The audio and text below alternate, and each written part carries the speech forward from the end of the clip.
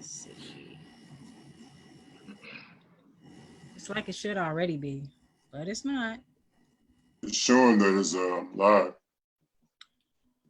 So they're on Facebook Live too? Yeah. Okay. It's live on Facebook. So, all right. So as you know, I'm not this technological genius. It goes live, but just messing with the buttons. I don't see where usually something will pop up on my notifications anyway. Well, my We're screen live. is, I see it. yeah. We're live. Okay, thanks. Everybody, welcome. This is our Black August 2020 celebration. We do this every year for the past few years. We do it in honor of Black August and inspired by Sandra Bland and Assata Shakur, two women who were both, impacted by the system of incarceration that Black August, highlights so much. And so a lot of things popping up on my screen right now. I don't know why I can't stop everything from doing everything. Thanks everybody for signing on. If we, is Brother Cartman, is he coming or what? He said he was. Okay, we could just keep it pushing. I think somebody else was. We can just keep it pushing. So hey everybody, want to welcome everybody here to Black August 2020, celebrating Assata and Sandra Bland, BLM Gary and friends. We're here. Coronavirus couldn't keep us from celebrating this holiday, which is definitely a holiday for us. It's definitely something that we have made a part of our tradition in BLM Gary. So we appreciate everybody tuning in. Do not forget to share the live stream on all your social media prompts. Share it on your Facebook. Share the Facebook link on Instagram. Share it on Twitter. Get the word out. BLM Gary, celebrating Black August. We got a whole lot of interesting updates for y'all. We have some ceremonial things that we're going to do, some traditions that we do here with BLM Gary. And let's get to it, y'all. Glad to see everybody here. How y'all doing? What's up? Right. How's it going, Lorel? I'm sorry, I was muted. I said, you know what? It's going. When you're in the house with other folks, you never know where the noise is coming from. So I got to stay on mute, stay ready. It's a beautiful day, bringing Black August to the folks. It's our day, right? And that's something that we have been in practice, and I'm so happy about that, of doing more of, and that's taking back things that we bring to the forefront as a culture of activists, as a culture of people, as a culture of folks that are continuing this fight. No matter where we are, this fight for freedom continues, and that's kind of what Black August means to me. So maybe let's start there a little bit. Maybe we don't have to get into it very long, maybe a minute or two. Talk about what celebrating Black August means to folks. Well, let's before we do that though, because if we have those drums, we do want to do the Oh yeah. Yeah, and I'm trying to send this to Chairman Freddie Jr. right now so we can get this going. And I don't know what happened to Brother Bard. When our brother outside.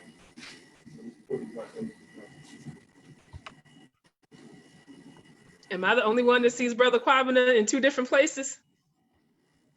No, yeah, he's on two different lines.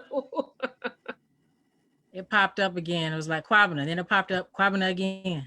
Yeah. So, I think since we're waiting, I think this would be a good thing to do, is to maybe for everybody, just real quick, talk about what Black August means to them real quick while we getting set up. I think Kwabena's talking, but on mute. He's on mute. Kwabena, you got to unmute yourself. Everyone starts on mute.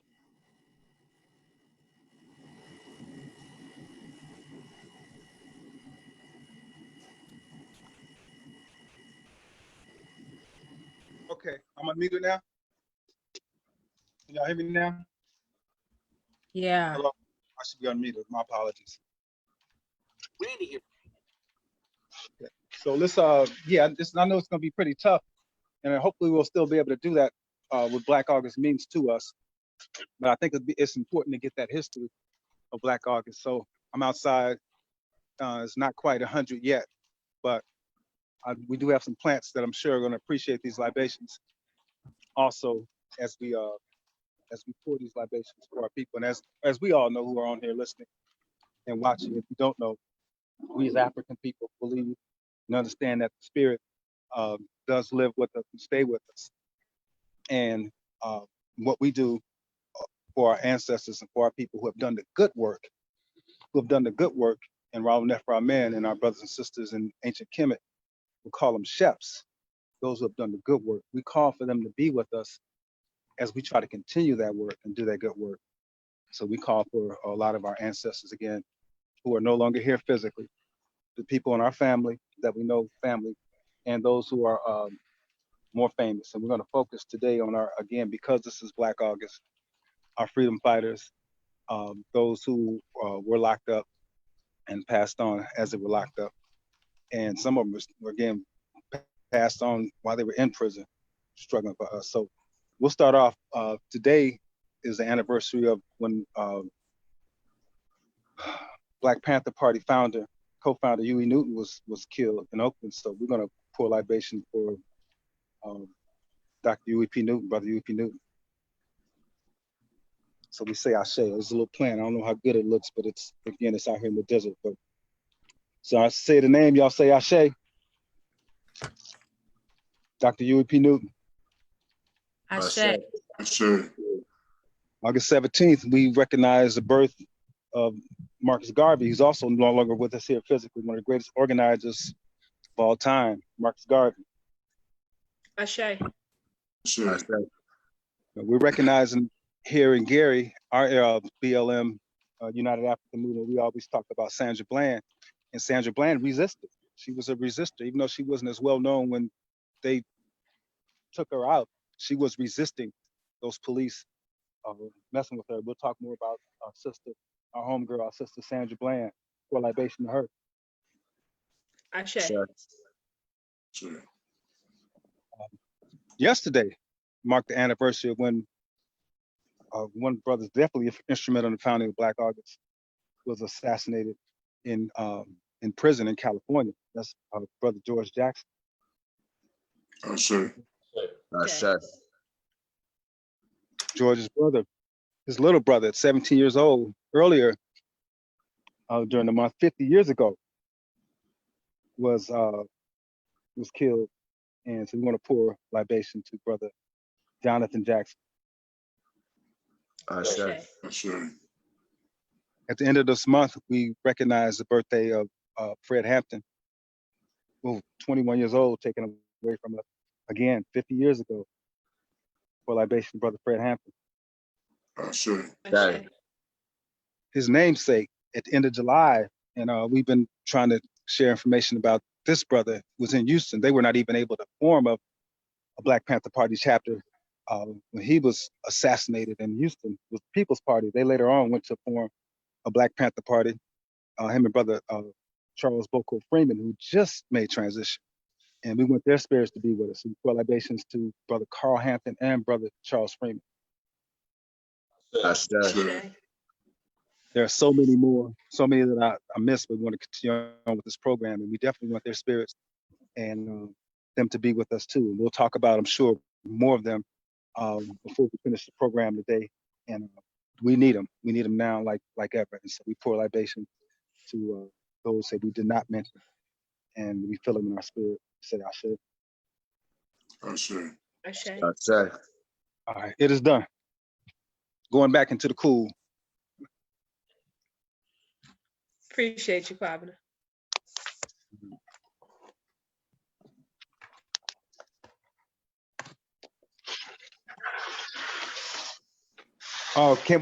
Is it a possibility that, I guess, oh yeah, Brother G2, I think you are on the agenda for next. Brother G2 is one of the founders of Black August. I met him at the Black Panther Party breakfast that they have in it's close to Inglewood area, in the I don't know if that's Hyde Park, what area of Los Angeles that is, but it's Simply Wholesome. I met him there a few times, and again, just saw him last year at the 50th anniversary of the shootout in LA. So I saw him there, and I said, man, let me get our brother on here with us to give us a brief history of Black August. So if you can go ahead, Brother G2, we appreciate that, man. Thank you, Brother Kwapna. I'd first like to start off by sharing with everyone that Black August is a period of time where we commemorate those who have lost their lives or paid the ultimate sacrifice for their commitment to the struggle. And I know that people look at it and sometimes as a sense of celebration or something to what's the word I want? Well, what basically I want to say is that we don't view it as a celebration. It's not a holiday. It's a time to acknowledge those that have paid the ultimate sacrifice, and for those that continue to pay a price. I know that your schedule is packed, so I don't want to take a whole lot of time, but I want to try to give a brief but thorough background leading into Black August that preceded the incident involving Comrade George Jackson or anybody else that we acknowledge. There were brothers that were being murdered at a high rate or being attacked within the prison system in California in the 60s that led to these brothers. First, it was the Muslim brothers that the ones that came under attack a lot. And so that was an atmosphere that existed in the mid-late 60s that led up to this incident where initially 3 brothers were murdered in Soledad O-Wing in the solitary confinement unit. And those 3 brothers were W.L. Nolan, Alvin Miller, and Cleveland Edwards. And this was actually set up because before they integrated the yard that day. Prior to that, you would exercise on the tier by race. You know, the gates would come open and you would go out and you would do your exercise by race. But a lot of times when they open the gate, they open the doors for white prisoners, for racist prisoners, mysteriously a brother's door would come open and the brother would either have to go out there and defend himself or they were coming in. A couple of brothers were murdered that way. And so WL was someone who was well known for challenging the system and fighting. So when they integrated the yard, they were supposed to go out one each by race, 1 black, 1 white, 1 Latino. But they were letting 2 and 3 whites out at the same time and then let a brother out. Behind me, if you can see these pictures, O-Wing, let me see which way should I move. The one at the bottom over here is the O-Wing yard where they were. And I spent 4 years in solitary confinement. And that was the yard that they were on. Right next to the yard is the hospital. So when they let them brothers out, by the time 4 or 5 brothers got out, there were about 10 white boys and Latino out. And a fight started between WL and one of the white dudes, and the gun tower guard shot WL. 2 other brothers, Alvin Miller and Cleveland Edwards, ran over there to assist him because on that yard, there's a gate that leads directly into the hospital from the exercise yard. They waited until they cleared everybody off the yard. Oh, when they ran over there to assist him, they too were shot. And so when they cleared the yard off, instead of taking them brothers directly to the hospital, they brought them back into the institution and back inside the unit, out through the unit, out the corridor, and around to the hospital. By the time they bled to death, there was a grand jury that was in panel, and they found that the homicide, that the murders were in policy. Several days after that, a guard was killed, and that's when George Jackson, Fleeta Drumgo, and John Clochette was charged with murder of the guard. And the notoriety around incident caused them to transfer to another county, where Soledad is in Salinas County. They went over 300 miles away to Marin County and housed them in San Quentin prison. And this is saying the two top photos are in solitary confinement in San Quentin prison. They were there for about 6-7 months when the incident happened in Marin County, where George's younger brother, Jonathan, wanted to liberate his brother. And he entered to a courtroom with the purpose of getting hostages and going to a radio station and negotiating the release of the Soledad Three, which George, Fleta, and John became known as. It was then where he, at the time, of two other brothers, James McLean, William Christmas, were on trial for an incident that happened in San Quentin. Rochelle McGee was there as a witness for him. So when Jonathan came to the courtroom and took the courtroom over, he armed the other brothers, and they took the weapons from the police that was inside the courtroom and outside the courtroom. Took the judge, the district attorney, and two other people hostage, not to kill them, but for the purpose of negotiating a release of the Soledad Three. They made it as far as the parking lot and into the van that he had out there.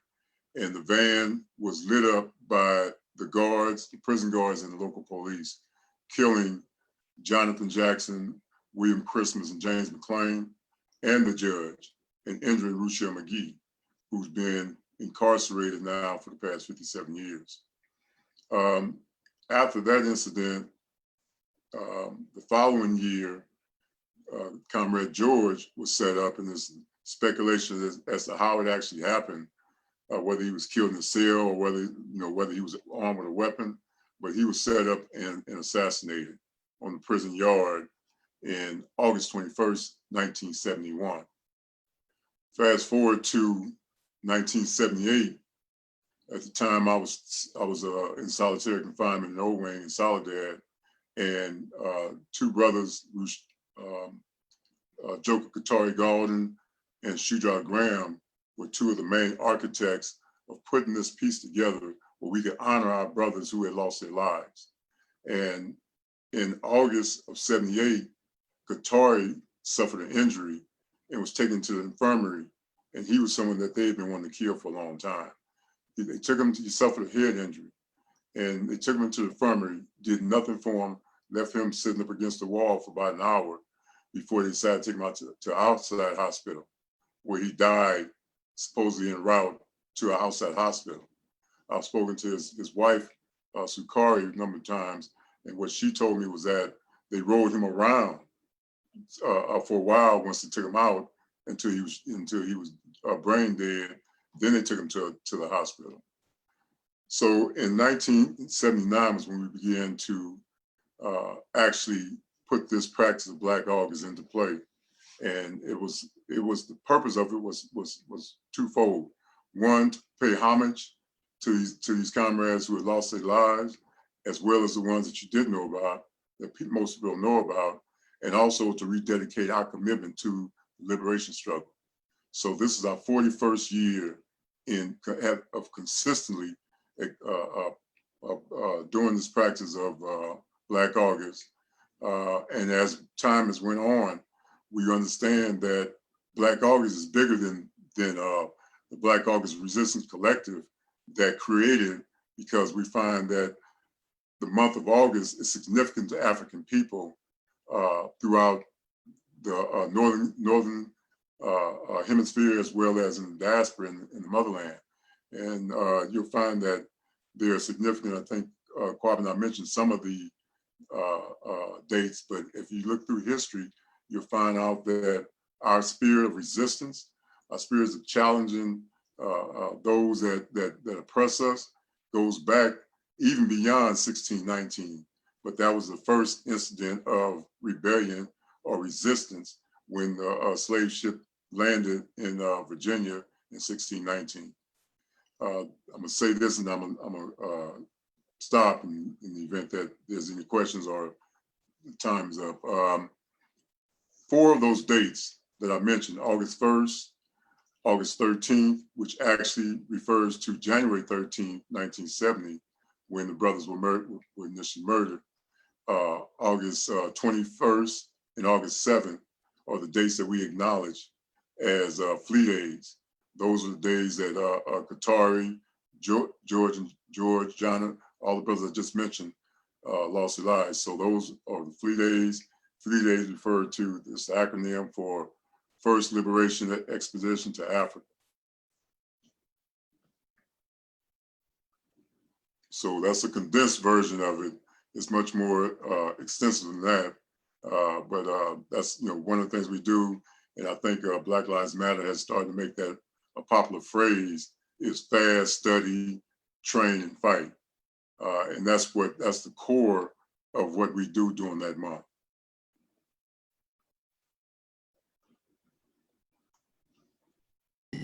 Right on, brother. Man, it was powerful. Kim, and this is, I know she had mentioned that Black Lives Matter has been doing this for a few years, which they have, because they joined in with the United African Movement. And we've been doing this for, Black Lives Matter is what, about 6 years old now? So we've been doing this in Gary for well over probably 20 years or so right now. Going on 20 years. So it has been going on for a while. But Kim, do we have a moment if we want to just a couple? Do we have a moment to get a couple questions in there to Brother G2, if that's cool? Before I know he has to push too. If you have a moment for that? Yeah, sure. Yeah, we're not, because this part that we didn't do. So yeah, we're good on time. We would like to, hear.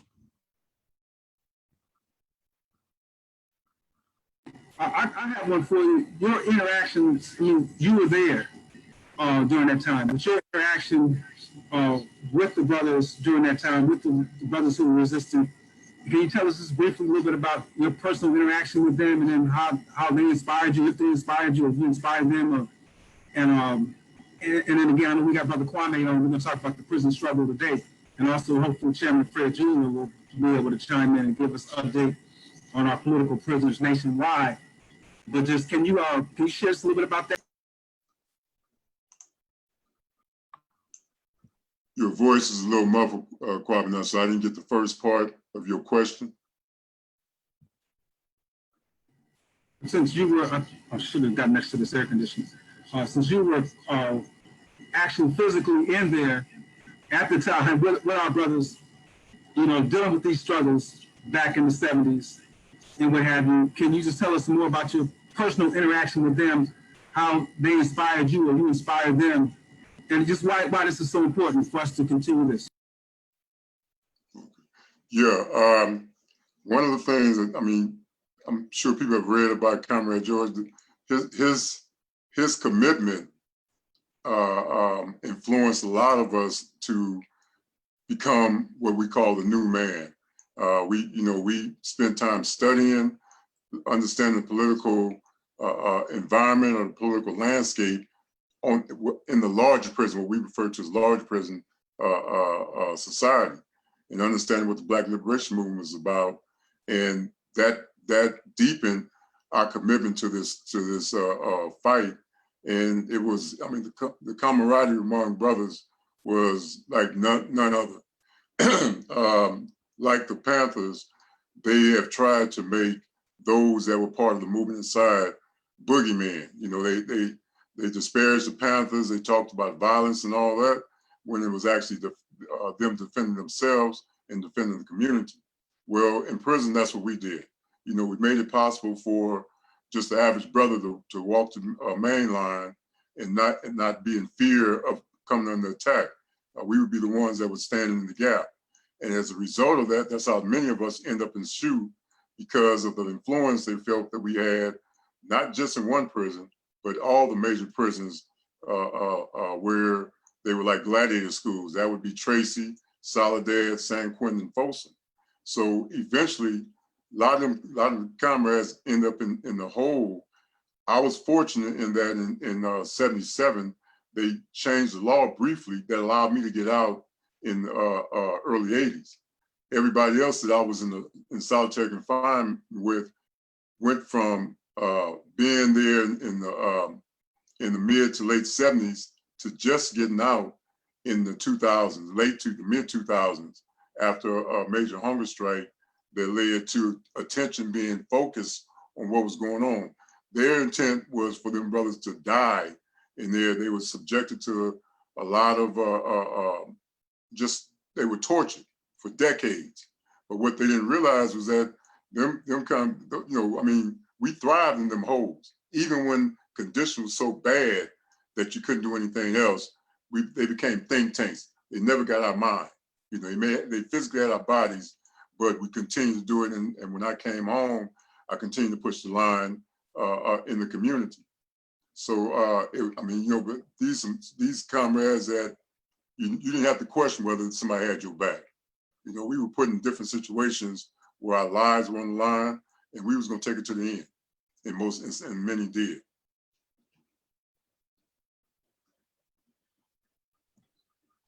So I have a question. So we talked about the fact that this is a commemoration. What are some of the things that, Brother Siddiqui, what are some of the things that you feel are most important for all different types of groups that commemorate this month in many different ways? What are some things that you feel are the most important for people to keep in the forefront of their commemoration of Black August? The thing that I would say that people should keep forefront in their minds is that African people who have stood up around this country and have paid the price for that. And we got comrades like Mutulu and others who languish in these prisons, and many will die there, and some have died as a result of waiting to be liberated. We need to liberate these comrades. We did I work with Black August Los Angeles.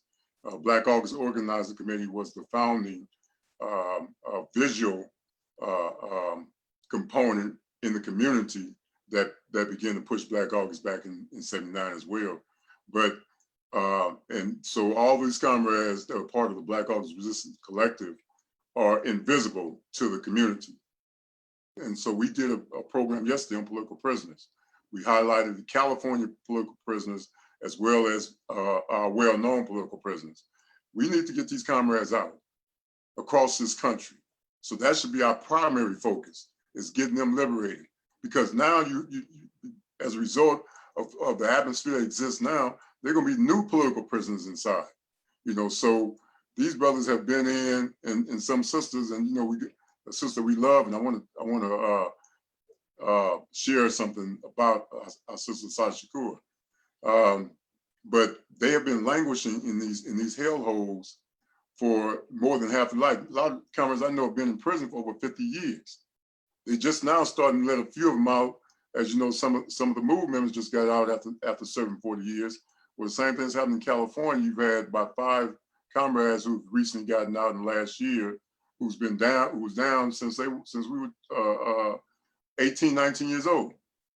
So they're just on getting out after 40 plus years.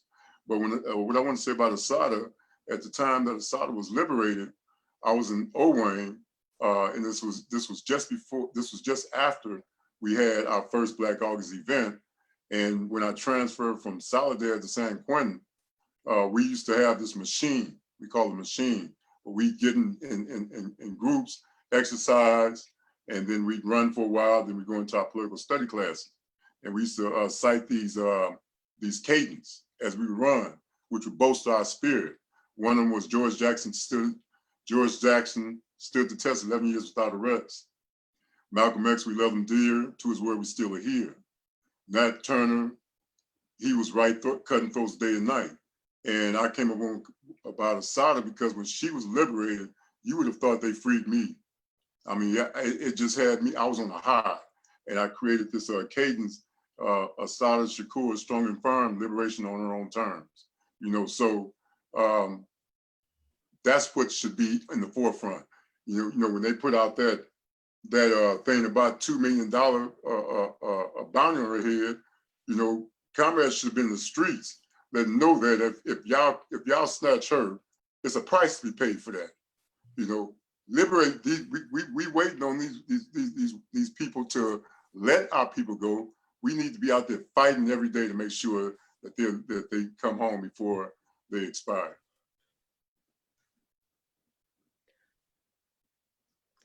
I have a follow-up question if nobody else has a question. This is I mean, I always look forward to the political education that we get, especially during this time. And I guess this is more like I don't know, not so much a personal question, but can we get freedom under this system? Hell no. Oh, I was just wondering. When people. Okay, no. Okay. I mean, they fought. You know, when they fought their cousins or whoever the British were to them, they fought for their freedom. You know, the Emancipation Proclamation didn't free us. You know, they got the 13th Amendment that says that we're still slaves.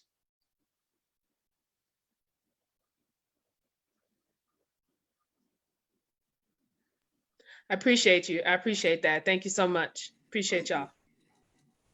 Yeah, brother. If I don't know, is your next program? Is it? I'm sure it's virtual too, right? Yes. Okay, that's cool. So if you don't have any more questions, man, brother, we appreciate what you shared with us. And you can hang out with us a little longer if you want to follow up and finish up for us too before we move on, man. But again, we really appreciate you, man, and look forward to seeing you again. And we say free them all. We learn. I definitely have to get prepared for it. So I really appreciate the opportunity, and we can't make this our last time getting together. You know, we got to connect the dots. We have this technology that allows us to do it, and so everyone around this country that's fighting for liberation of African people and other oppressed people should continuously link up. Are you on Facebook or anything where we can follow you? Yeah, I spoke about technology, but I ain't that I am on Facebook, but that's probably the extent of it. But you can find me on Facebook at G2 Siddiqui. All right. Thank you so much. I appreciate y'all, and hope the rest of the program is really powerful. And thank you for allowing me the time to speak. Thank you so much for joining us. All right. So right now,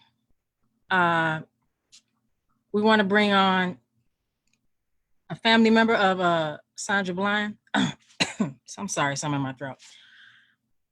Initially, the way that we started, we had been, Black Lives Matter had been commemorating Assata Shakur. That was actually a carryover from something that we did with Central District Organizing Project in Gary and United African Movement with Kwabena, who, Kwabena is always, he's on the call, he's always worked to celebrate, Malcolm X, Assata Shakur, people in the movement, and to keep us updated on political prisoners and all of that nature. And so at some point after, the unfortunate incident with Sandra Bland, we realized actually, as you know, Sandra Bland comes from the area, like from the Chicago area, and even has, family in Gary. And even that her birthday was actually, not her birthday, but the time when her incident occurred, when she was killed, that was in July of 2015. And actually, a lot of other women also perished in county jails at that time. And that's actually even the birthday month of Assata. Assata had, that's in her autobiography, I believe, where she even mentioned how prisoners, who push back, that they do wind up, they come up, they come up killed in prison, and that's, a reality even for, women in correctional institutions. And so right now, Shantae, you're on the line. Can you hear me? Yes, I am. Thank you. Great. Just tell us anything that you would like to let us know about your sister, any other things and any updates and anything that y'all are working on with her. Thanks so much for joining us. Thank you. Thank you. I'm humbled, to be able to speak 5 years later, after my sister's passing. I thank every person that is on the line. I thank you all for putting this event together, because it's very important that we continue to uplift the women, the Black women and the girls that have lost their lives due to police violence or intercommunal violence. We have to continue to uplift their names because they are no longer here anymore. And I think people, they focus so much on the mug shot and the video of the trooper being recorded that some people don't even really know who Sandy really was. And she was a daughter of 5, my mother's 4th daughter. She was very bold, very unapologetic, very spiritual. She loved to cook. She loved to just smile. We would be in the house sometimes just laughing and cooking and singing. And those are some of the things that I miss. Or just hearing her come in the house and say, "Sister, let's go get our nails done." Those are things that I'm grateful for memories, but we'll never be able to do those things again. So I just want people to focus on how she got a 4-year band scholarship. She was the best trombone player in high school, leading on to Prairie View. She was very confident. She was like 6 feet, very confident. She did not. In January of 2015, when she came out with Sandy Speaks, I was a little scared because I was like, oh my God, these white people not going to know how to take her. Her and her truth, telling her truth, speaking against all of the social injustices that was going on in the world. But what I said to her was, I'm proud of you, sis. You got to start somewhere. I said, and whenever you share something, I'm going to share it on my page too. And so she started it, and that was just the beginning. And then unfortunately, she went back to Texas for a job, and she never made it back home. Well, never made it to the job per se. So that's a little bit about Sandy. And words of encouragement is just to continue pushing on, continue fighting for justice, and continue fighting for those who are no longer here to fight for themselves.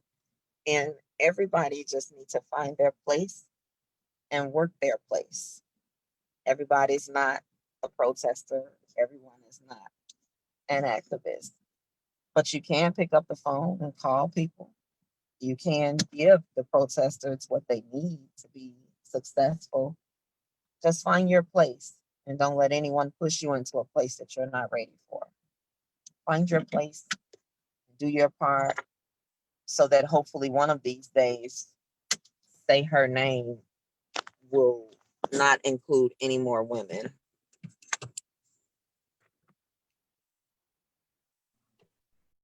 Did you guys get all of that?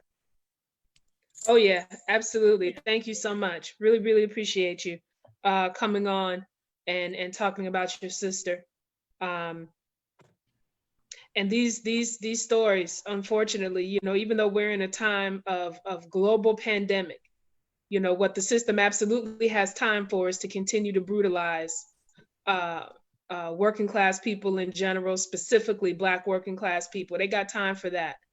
So yeah, us coming together and just finding empowerment with each other and finding the rejuvenation to fight. That's a lot of what this is about. So I really appreciate you bringing your comments and laying it out for us. We appreciate that. That's no small thing. So thank you so much.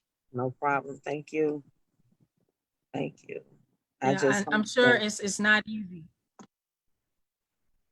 Huh? Oh no, I was just saying I'm sure it's not easy. I'm sorry, finish what you were saying. No, it's not. And actually, I gotta go on another Zoom about 1:45 with Mike Brown, Uncle Bobby, Jordan, Davis' dad, Martinez, and some other people. So I'm already halfway emotional. I'm like, oh my God. But I'm gonna press through. And the stories need to be told, because even though people think my sister's story was national, right? Some people still don't even know who she is. That's true. So sometimes, we have to take the opportunity to introduce Sandy to those who do not know who she is. So currently also we're working with her old school, our old high school, with getting a scholarship in her honor. And then we still need to talk to the state of Texas to figure out the street signing, because it's been 5 years. They were supposed to give her a memorial park. So on Monday, I'll be dealing with the councilmen about that, because we don't want that opportunity to pass up due to COVID, as everyone is blaming. So those are some things that we're working on. Absolutely. And Sandra and I were also sorority sisters. And so I know there's been a big, Sigma Gamma Rho sorority. So there's been a big push of doing the things that she did, right? The things that she believed in and the things that she was passionate about, that which includes absolutely Black Lives Matter as much as it did Sigma Gamma Rho sorority. And getting us free. Yes. Getting us liberation and coming to the understanding that that's in our hands. It's not for anybody to give us. It's for us to get. So, but I also want to say this, and I know sometimes people be having mixed feelings, right? But voting is power. Some people don't think that voting is power, but voting is power. We cast our votes to the individual whose items, shall I say, align up with ours, right? And then once they're in office, we have to hold them accountable. And we have to stop thinking that the president is the only person that we have to vote for. No, we have to vote for the elected officials below him as well and hold them accountable. And if they do not do what they said they were going to do, then we have to get them out of office until we get someone in there who's on the same terms as we are. But voting is power. When you do not vote, that one vote goes to someone that does not mean us any good. And to understand too that not everybody can. So voting is not a path that everybody can take. I mean, if you live in a state where if you've been incarcerated, you have to pay to get that reinstituted. Everybody can't vote. Everybody can't get a ride. Some people live in places where the political climate has been so corrupted they don't get a chance. I went to go vote one time and somebody had already done it for me. So that was one less thing I had to do that day. So, voting, I definitely always hear what people say about voting, but my mantra right now is I want to see everybody on November 4th. Do what you do. Do what you do on the 3rd. I would never tell anybody not to, because that's they tell us that's our right. So I don't tell people not to do that. But I wholeheartedly agree with what you said. We got to hold people accountable.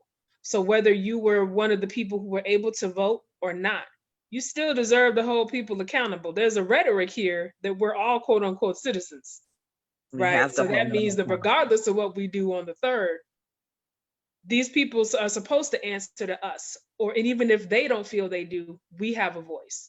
And we have to think about all of the things that are decided for us that don't happen during election season. And that's most of the stuff. Mm-hmm. That's the majority of the change that we've been a part of has not happened during an election season. So I feel you on all fronts. The political participation is mandatory on all fronts. Yes, and it also means being engaged. You have to be engaged with what's going on to even begin to understand, So it's just like it's a plethora of things, but we get to tackle them one at a time. And we also have to remember to celebrate the small victories, because small victories, they lead to bigger victories. So that's about it for me. And I thank you for allowing me. I thank you for allowing me the opportunity to come on and speak on behalf of my sister. Our family appreciates you guys very much. Thank you so much. I know you mentioned about a scholarship, and I think you had posted the information somewhere, or as far as like a foundation. And so I guess basically if you just post it again, or if you wanted to briefly mention what that is again. So it's the back in 20, I want to say 16, maybe 17. Don't get me wrong, I've been through a lot, but some friends of hers, a few of her sorors and our family members, we started a scholarship at Prairie View for her. I'll send you the information because it's kind of tricky getting to her specifically. So I'll send it through the messenger. But yes, she has a scholarship at Prairie View that assists students that are in agriculture or social justice, one of the two, or maybe both. And it helps them with, financing their education. Okay, that's great. Any information, that you ever have, just definitely send to me, and we'll always try to share it. And anything you do, we'll try to support it. And we appreciate it so much. No problem. Thank you so much. And I hope you guys have a great rest of your day. You too. Thank you. Peace and blessings to you, sister. Same to you, my brother. Thank you. And so at this point, we wanted to transition into a little discussion about basically Black Lives Matter, the movement, how it connects really with, I guess, the entire justice movement that's happening currently, how it relates to Black August, etc. And so I know that, for our group, Black Lives Matter Gary, we've been trying to recognize, Black August and prison, that incarceration, the connection for, I guess, hopefully I like to say it, for as long as that we've been around, as we try to be connected with other movements and whatnot. What do people feel? Where do people feel that in general though, the Black Lives Matter movement is going now, or what should be next? And so I actually want to start with you, John. Now it's like for us and Gary, what we mostly been doing is, and because of course, John, you were out here, you were actually one of the founders, John right there in the middle, he's one of the founders of Black Lives Matter Gary. And so basically our longest running issue has been, trying to build a civilian review board in Gary, which it may sound simple. It's actually very complicated because it's about accountability for police. And as we know, the system that's probably what they're least interested in. I think if anything, it would be easier to get even procedural changes. Right now the mayor, in Gary, he's talking about this commission he's putting together that's going to look at so-called use of force policy, et cetera, et cetera. He hasn't expressed, of course, any interest in an actual review board that would have any power over determining what happens with an officer. So, that's been our issue out here, what we've been pushing for. And so, John, I know that you're involved in really different things as far as the justice movement in Chicago, from Black Lives Matter type issues to others. And so I just kind of wanted some perspective from you on things. Yeah. I mean, I'll kind of give like a brief, very brief, like kind of what I see going. And then I think it's always better when we can have discussion. And I think we got some heavy hitters on here to be able to have some really fruitful discussion. I think that, I think this year, I always say that this 2020 has been a hell of a year for a lot of different reasons. First, I think just experiencing, I guess some people call it pandemic or coronavirus capitalism, or just seeing the capitalist system, right, in this crisis, and then I think the impact that it's had on families, on workers, and I think like Black folks in particular. Obviously, we were the brunt of the COVID cases and deaths.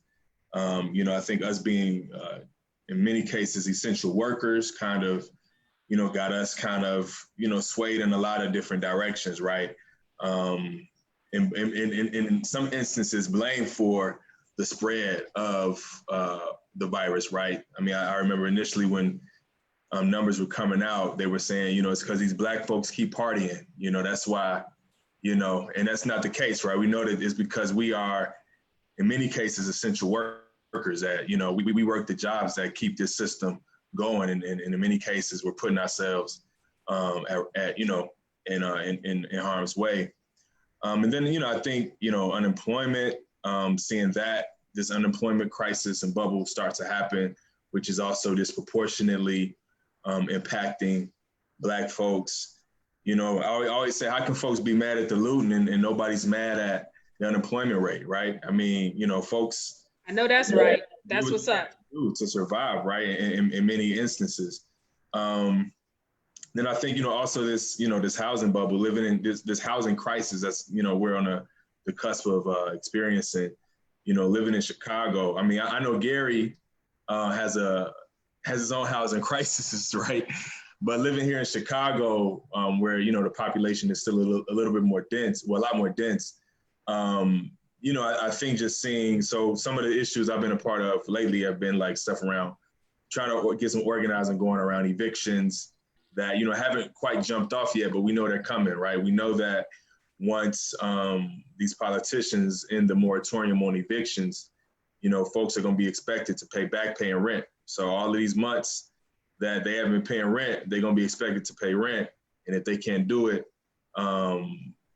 they're going to be, forced out. And so how are we as a community responding to that? And I think the best way to respond to that is make sure people aren't forced out, right? We've been seeing this in other states where, landlords come to evict and, folks are standing there saying it won't happen.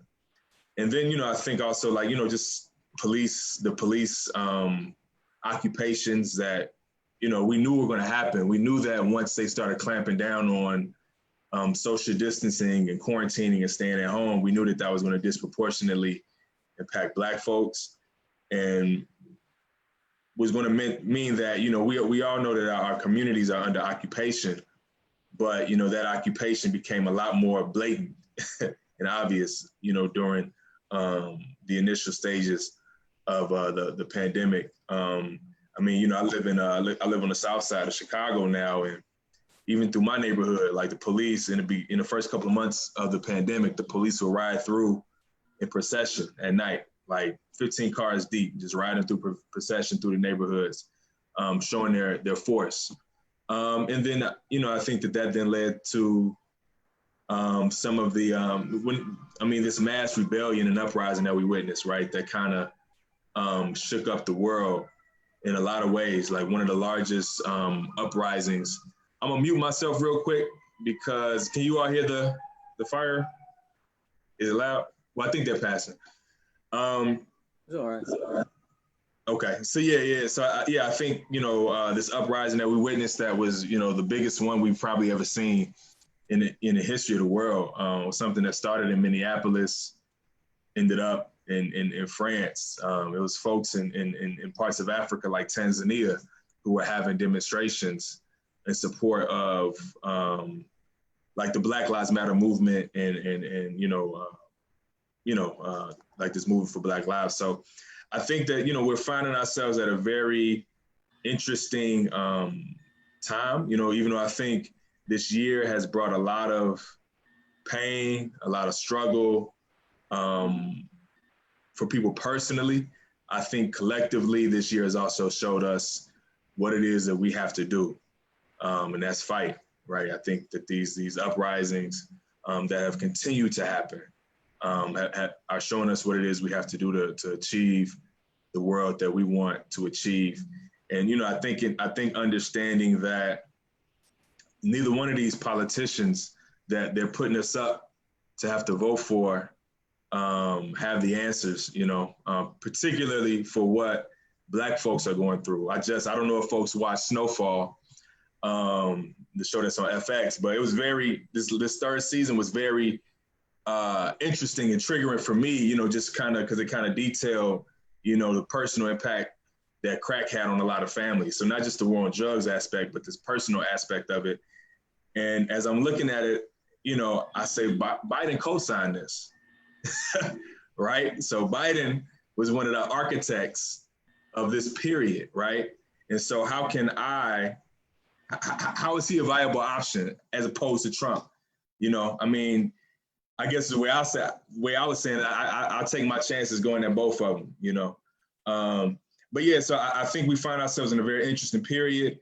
I think a period that's, you know, we're learning what it is that we have to do. We have to fight back. I mean, it was very interesting, like right after the uprisings, how all of a sudden these corporations could suddenly do what we've been asking them to do for decades, right? You know, now Amazon is donating all this money, you know, all these corporations all of a sudden, you know, have all this money to do stuff. And even, you know, here in Chicago, like all these politicians all of a sudden, oh, maybe we should care about Black people. And, you know, all these different things and stuff that we've been saying for a while. So I think that this year showed us that that when you want to change the world, when you want things to move, you have to fight for it. That I mean, whether you vote or not, you have to fight.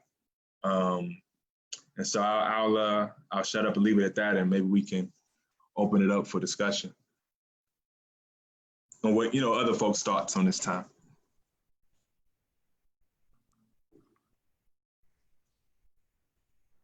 Go for it, y'all. Akili, you're on mute. You're on mute. You gotta unmute yourself, Key. Not yet. There we go. Can you hear me now? Gotcha. Yep. Good afternoon. I'm glad that this is going on, and it's been some really interesting things being discussed.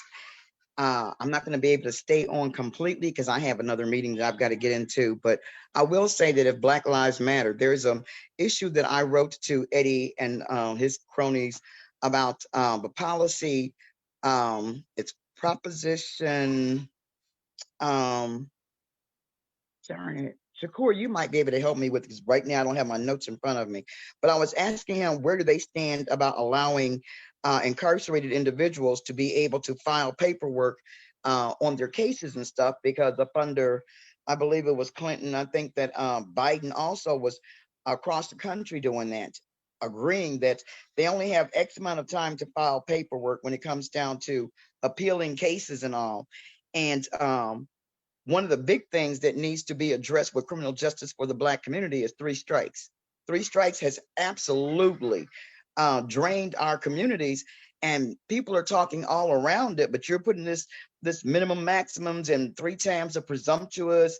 So if you get caught stealing a cracker, you can get 3 times the time you would get for a cracker because maybe you went and stole a shoestring before. And nobody is saying anything about that. All this prison reform, they're not talking about issues that are really important about getting people out back on the street, about giving really usable programs that people can use while they're locked in. I mean, it should be mandatory if they don't have a GED, you know, give them the opportunity to get one, because when you come out here, you're already operating at a deficit in regards to that. And for Indiana, every individual who has been incarcerated in Indiana can vote. All they have to do is fill out the paperwork for those who want to vote, because there's 2 sides to everything. While you say don't vote, there is some opportunities that things do change when people find out that you do vote. And it's part of how you hold people responsible, because they know, hey, this person is responsible for me getting this job that I'm making this, however much money they're making, for sitting where they're sitting. And for Black Lives Matter, I understand. I saw the article in the paper, because I'm still not back yet, but I saw the article in the paper about the police officer and stuff, but that still does not address the issue of oversight. And so that's a good thing that is.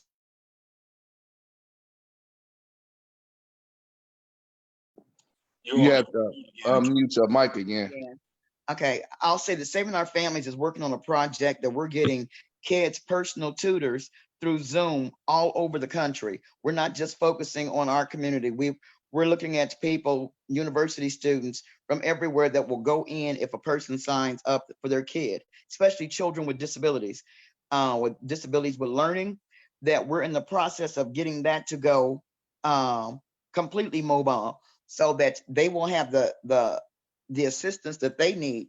So some of the things that we can do even while we are, under the pandemic code, is that we can be more available to the community, because people start things and they quit. We still need masks out here in these communities. Okay. I'm passing kids all the time and they're huddled. I've seen restaurants with people sitting like it's nothing going on, but the numbers are going up. So we still have to be mindful about helping people help each other in regards to keeping each other from being victimized. One of a friends of mine went on a tour of the South, came back, got his foot cut off. Okay. He had diabetes, it's still in his foot. And because of the corona, it killed the nerves. His foot was cut off. He had no idea. Prior military, the whole thing. So, we've been trying to work with those that are locked inside, that are depressed.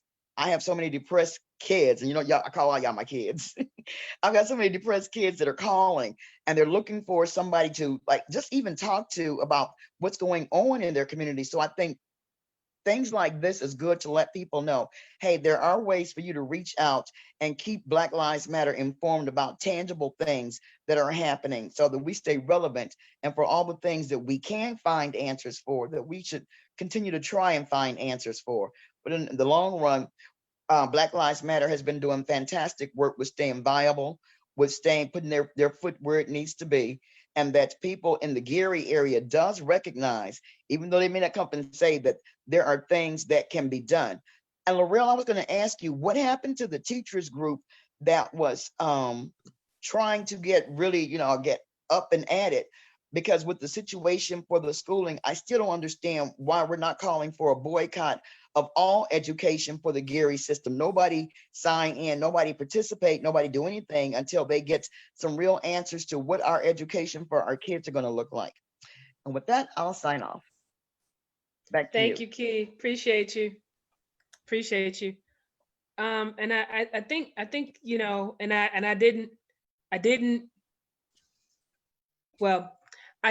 that we all come at this issue so many different ways, because the central theme of Black August, it's not just by itself. It's not standalone. The communities that people come from, the communities that people come back to, the conditions in those communities, the conditions of families, everything that Acoli talked about is 1,000% relevant in terms of people having a functional community to come back to, instead of the same old place that profits from making sure they go back into the system, right? So everything, that Acoli talked about goes towards having a community that's functional for people, which goes towards people not necessarily being filtered into the system, but it also goes towards what people on the inside are also fighting for. These are not separate fights. And I know Brother Kwame can maybe speak to a little bit of that in terms of the experiences and the conversations that people have on the outside. Sometimes look real similar to the conversations and the concerns that we have on the inside. So yeah, and in terms of the last question that Acoli asked, all this stuff is a process. They go they go draw all this stuff out. They're prioritizing their state funding over the lives and the health and the safety of these kids and the families. So you know what it is already. Somebody else? Yeah, I would like to speak on this matter.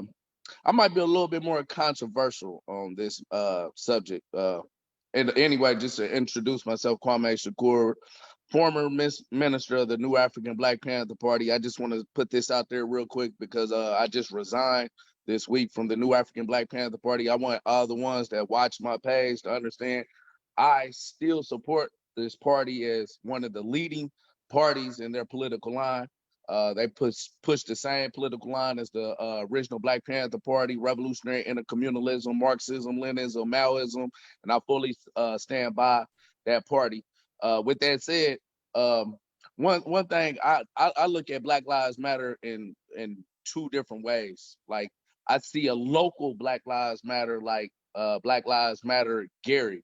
Like I support Black Lives Matter Gary, but I don't support like the wider Black Lives Matter because and I'm not saying but like it's local groups that's more radical, that's talking about liberation, that's not trying to corral people into the Democratic Party. You know what I'm saying? It's not getting millions and millions of dollars to help the Democratic Party maintain its system, which for me is a representation of liberal fascism versus overt fascism. A couple of weeks ago, I did a thing, Stolen Lives Movement versus Black Lives Matter movement. And it was demarcating the difference in political line. And like I said, I wasn't lumping all Black Lives Matter into this conversation, but I was basically bringing on the family members that had been victimized by a lot of the Black Lives Matter chapters around the country and stuff, like Lisa Simpson, Vita Washington Sterling Abu Sali, which is Alton Sterling's auntie. Lisa Simpson, her son was Richard that got killed out in L.A. Exactly 4 years ago last month. Latoya Hale was on there. Her son was killed 5 years ago up in Zion, Illinois.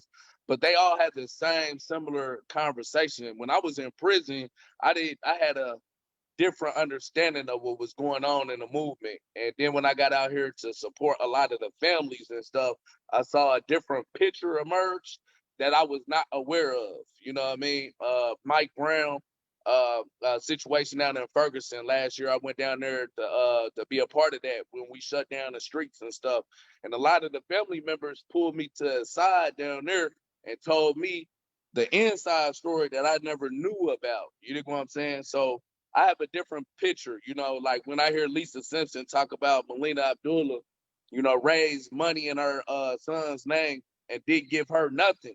And she was homeless. You dig what I'm saying? When I hear Vita talk about the same thing, or when I heard Latoya Hale. So these are difficult conversations I think we need to have and not lump all Black Lives Matter in this conversation.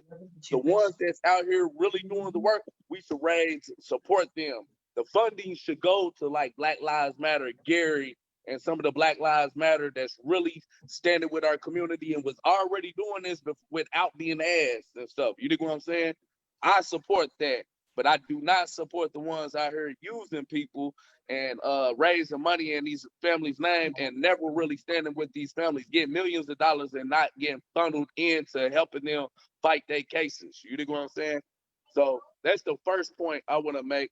But as far as like the prison situation, you know, I did 18 years in prison, as a lot of people on here is familiar with.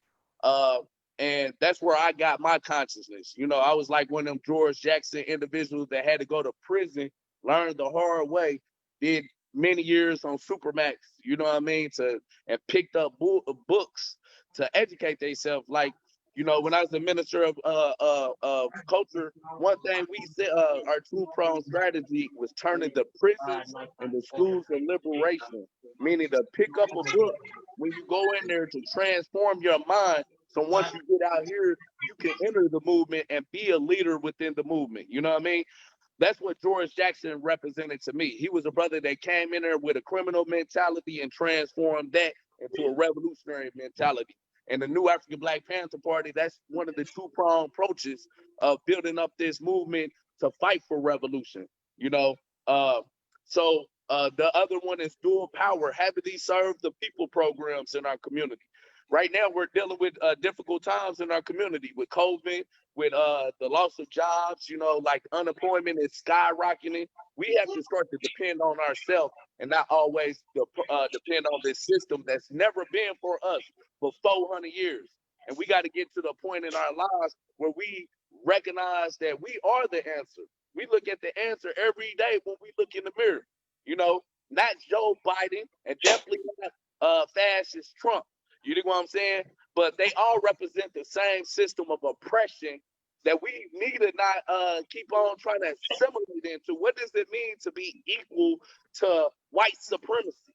Because that's what we're asking when we out here trying to integrate into the system and be a part of the system and vote in the same white supremacists. Because Joe Biden was one of the biggest supporters of these white supremacists.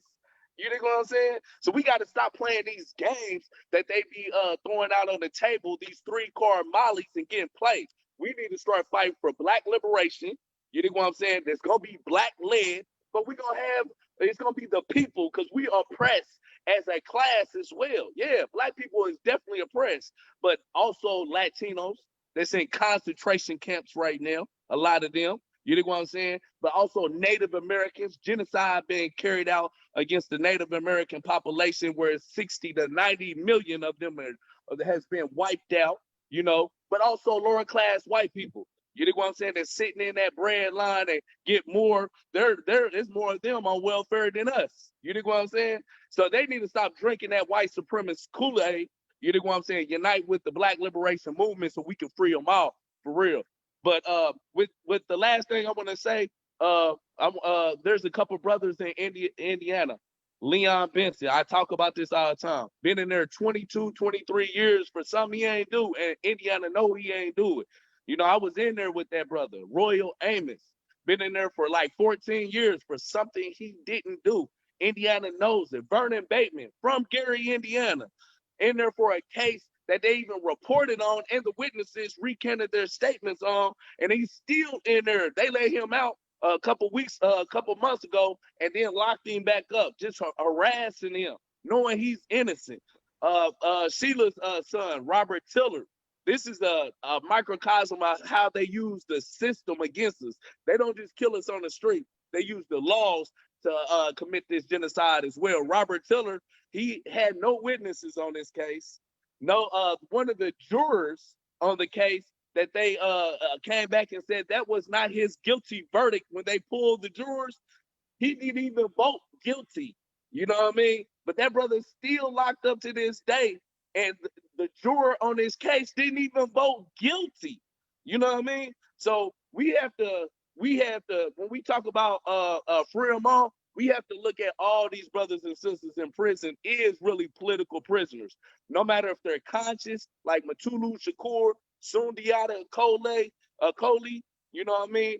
All the other Black Panthers and Black Liberation Movement Army veterans that's in there, them is our comrades, you know.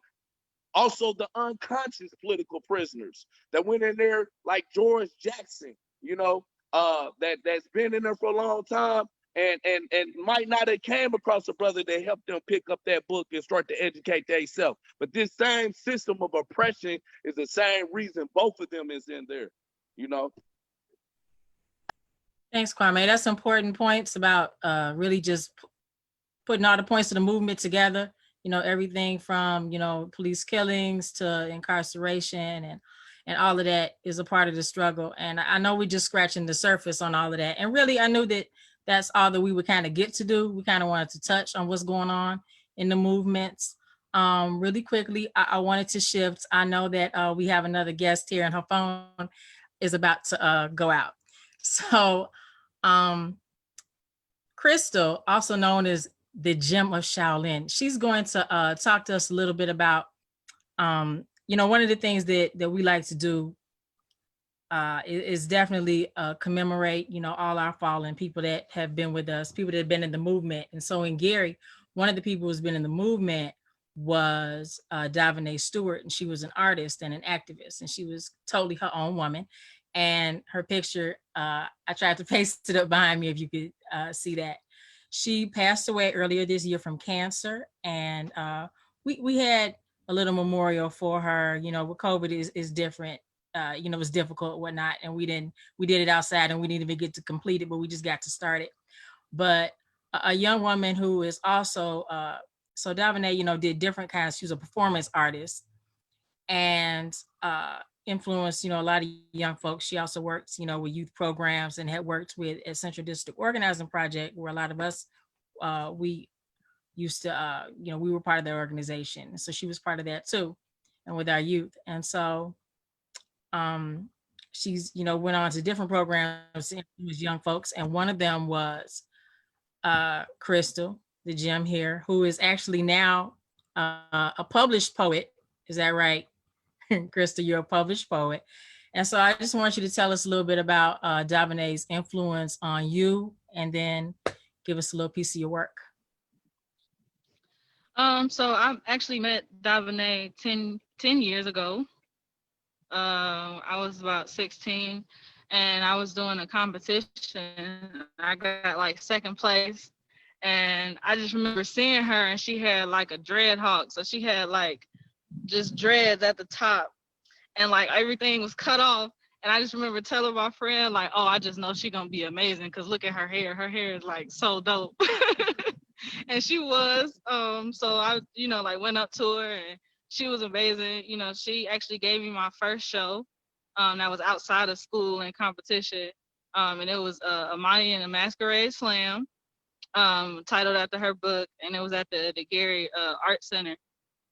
And, you know, since that time, she really like, you know, just like kind of put me on her hip, metaphorically, and just kind of like walked me into like being a professional artist, like post high school, post competition, Crystal. And, you know, she was a great influence on me. She was a very spiritual person. You know, I like, the one thing I can say about her is that I always felt like she was here, but she was always there too, like just out there in the cosmos and just sharing space with us somehow. So, you know, she's definitely missed by me. She's probably the closest mentor I've ever had. And, you know, she put in the most work out of any mentor I've ever had. And, you know, she did everything and didn't have to. Like before that day, she didn't know me at all. And then since then, like she just never stopped. You know, it didn't stop with the Masquerade Slam. Like she would call me randomly and, you know, just get me work. It was like, what you doing now? Okay, why you ain't doing this? Okay, well, I'm finna put you here. And, you know, she would just always plug me with anything she knew that was going on. Even if I didn't reach out to her, she would reach out to me like, what you doing? What's going on? Like, where you at? With everything. And, you know, so she was a great person. And I know that even though like a lot of the people, even some people that I, you know, competed with and stuff may have not have been as close, you know, and as like tight with her, but she always made big impressions on everybody. You know, and she was just one of those people to where if you met her, like you just knew that you met somebody special. Like you might not talk to her for years. I talked to, you know, people that hadn't talked to her, you know, since we were competing in high school, and they just was like, man, like I just can't believe it, because she was just such a big energy. And you know, that's all I want to say. And I have a piece, one that she actually liked a lot, so I'm just gonna do that for you all, and it's called Constant Current.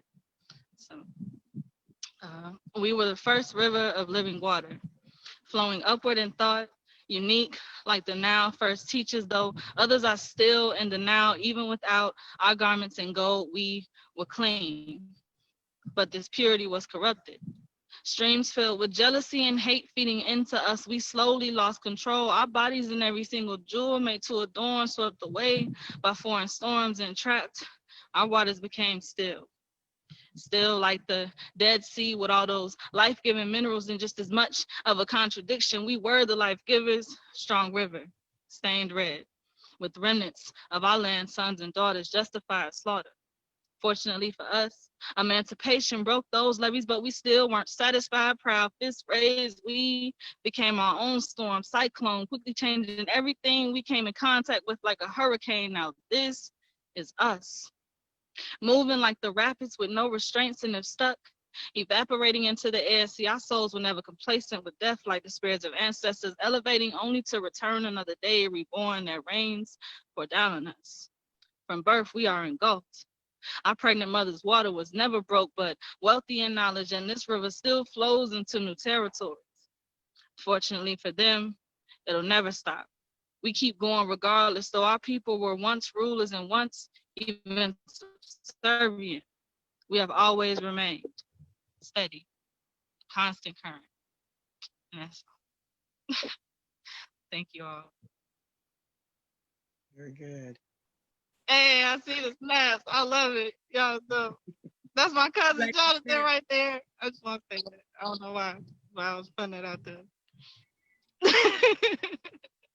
Thank you. You mentioned Davide.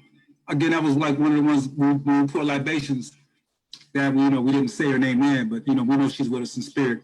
And she was with us last year at this time. That's when I first realized she was not doing too well physically when she came to our Black August program at the church. Kwame, you were there too. You may not remember her, maybe you do, but that's when we met you too that day. So yeah, I appreciate you. We love Davide. And you're right, she was here and there. She was everywhere. Yeah, she was always two places at once, man. I seen her portal travel before, so can't nobody tell me nothing. I'll say that forever. Shoot. You're right that she was such a big energy. That I think that's just a perfect word to describe her, is energy. So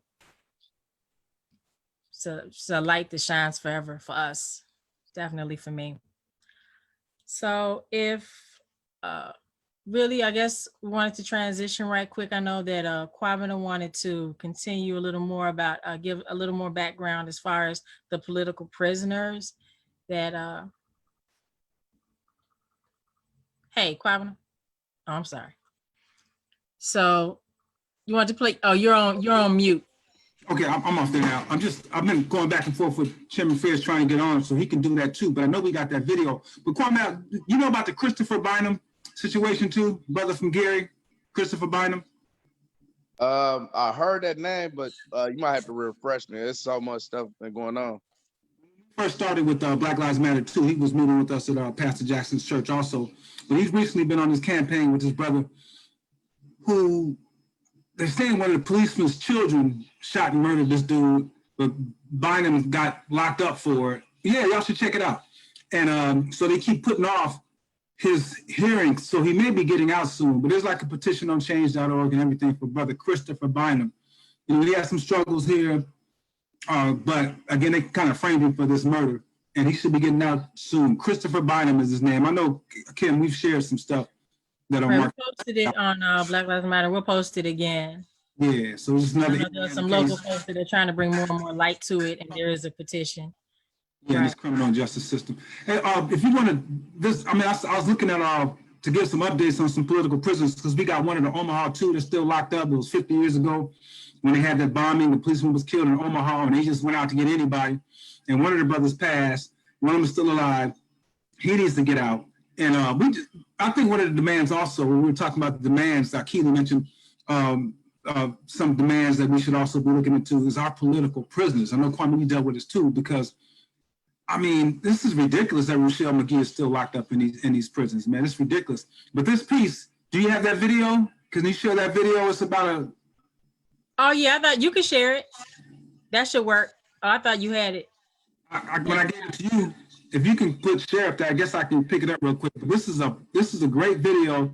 I just saw it today because I was going to try to share a little quick thing on Sundiata Acoli that you mentioned earlier, Brother Kwame. Sundiata was with Assata when they were ambushed on the New Jersey Turnpike, along with Brother Zaid, who was killed. And we always talk about the police that got killed, but not about Brother Zaid. But Dr. Mutulu Shakur, Tupac's stepfather, man, this is a powerful piece. That's a bad brother too. Does acupuncture and just a brilliant brother. Said he was a mastermind of getting Assata out of prison. So, but he has this like a 9-minute piece. Hopefully we can share it talks about Sundiata and Zaid and just some other political prisoners. So Kim, did you have it? Do I have to get it? I can get it. If you share the screen, I can get it and bring it up. No, I got it. Hold up. All right, great. Maybe I was on mute. You can hear me? I hear you. I gotta turn my video back on. All right.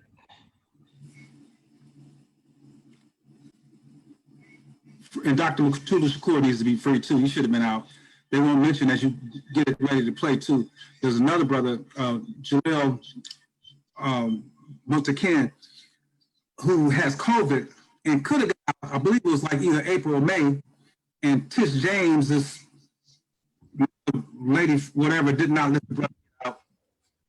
And she's denied him again getting out. But go ahead and start the video. We may mention Jaleel a little bit, but check out his case also. All right.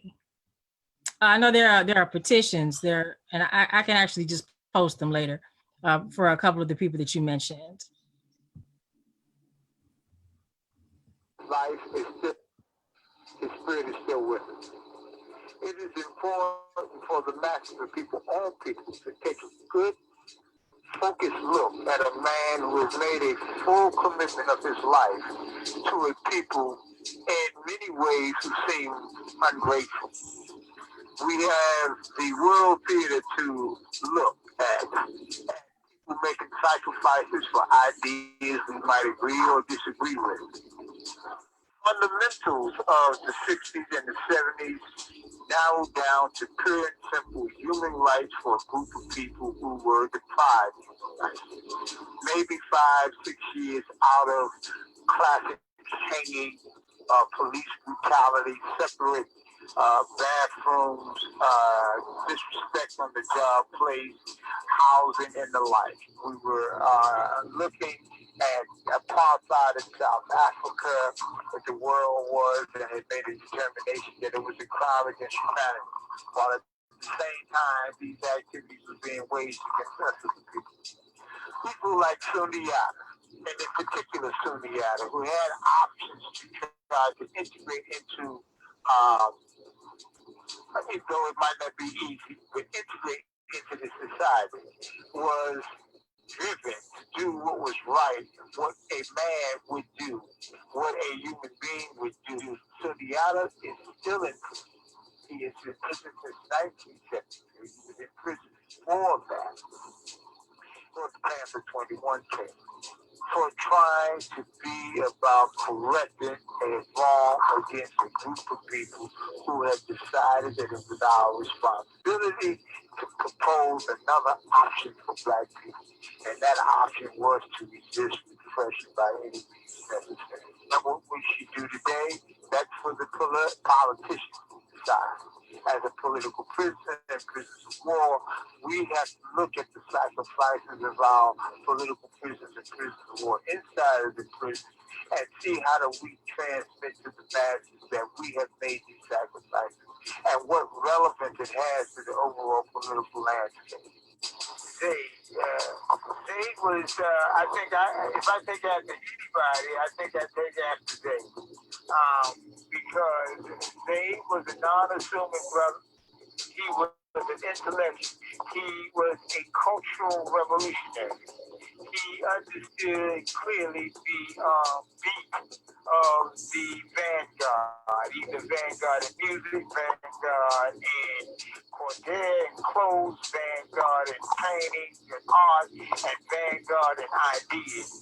And he was not immature politically, so his maturity politically allowed him not to be stagnated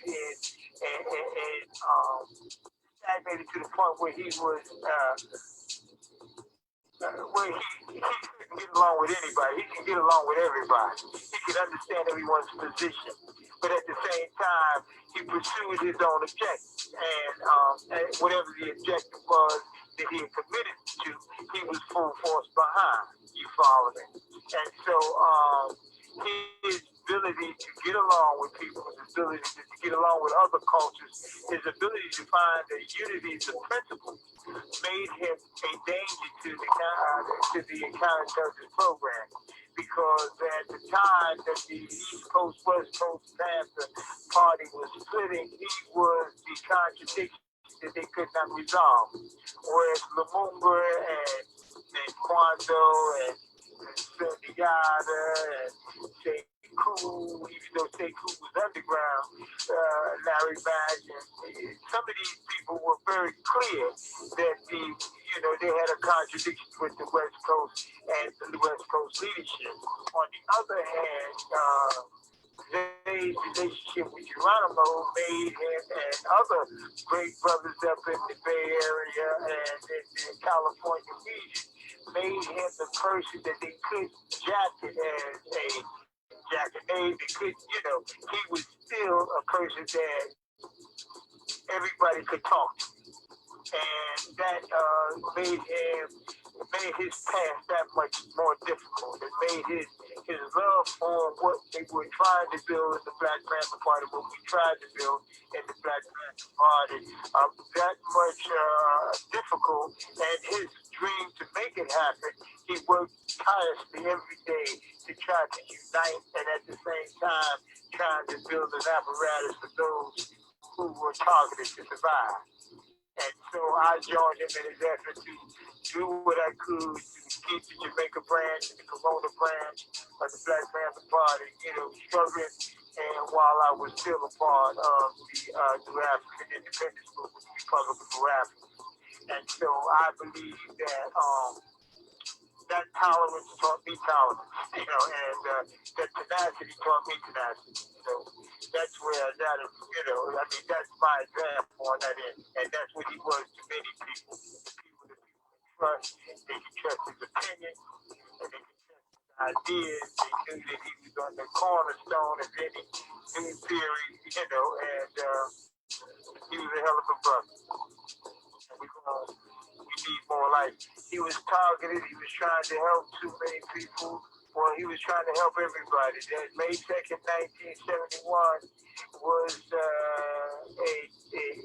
date after many other incidents had occurred in and around the New York area and around the Pennsylvania area and around the Jersey area, and the intensity of the manhunt for Assata Shakur was just tremendous.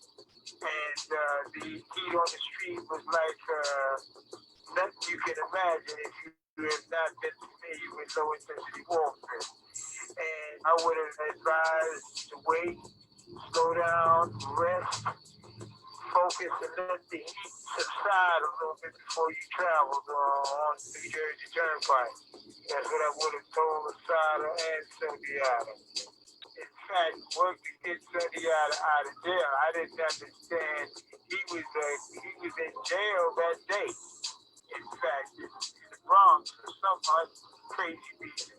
And his sister Naisha, she called my sister for the kid and bailed him out. So I definitely told him that I thought he should lay his ass down. I didn't know, obviously, because I wasn't privy to all that other information, what his plans was, but he was driven to do what he felt was right, and that's what's so good about Sundiata, that he, when he does what he thinks is right, where we don't know what makes him think it's right, he knows, and he pursues it. I'm an old African. I relate to the African heritage, and sometimes you look at the signs and you have to wait and see what the signs are telling you. If you move while you get the signs, sometimes you move into conflict.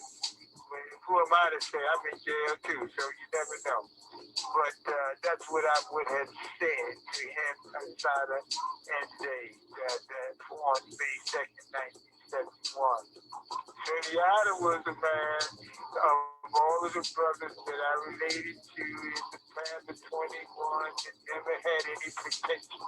He was always someone that when you wanted the community to respect the so-called revolutionary, you would always bring somebody like Sundiata and Mumia, because those were the brothers that the community just loved.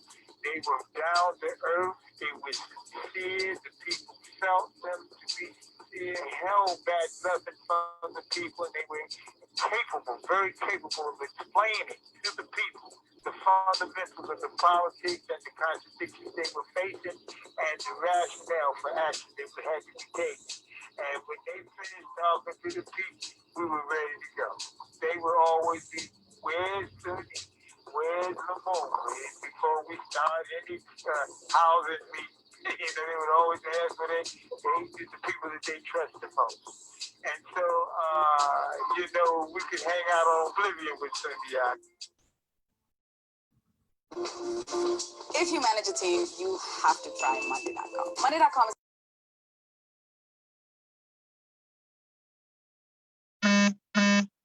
So yeah, that was Dr. Mutulu Shakur, as you all saw, but he was dealing with Sundiata and talked about Zayd, who again, I think he said May 2nd, 71, but it was 73 when that issue happened when Assata was captured and Sundiata was captured, I think a day later. I know he had escaped for a little while, and Zayd was killed in New Jersey. So some good information, some good photos we hadn't seen before. Just some good information about, you know, how down to earth these brothers were and how committed they were to the struggle. And I just found it interesting too about how we talked about Zayd, and even when they had that split in the party, how he was able to, you know, still go between both East and the West Coast and deal with both factions and try to be a moderator, mediator. And so that was you know, if you study the history, that was some crazy stuff.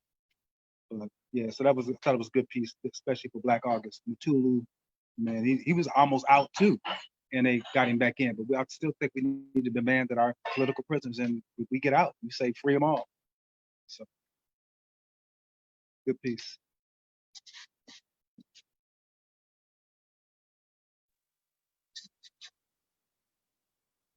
Kim, you must be muted now. Kim, yeah, you're muted. Okay.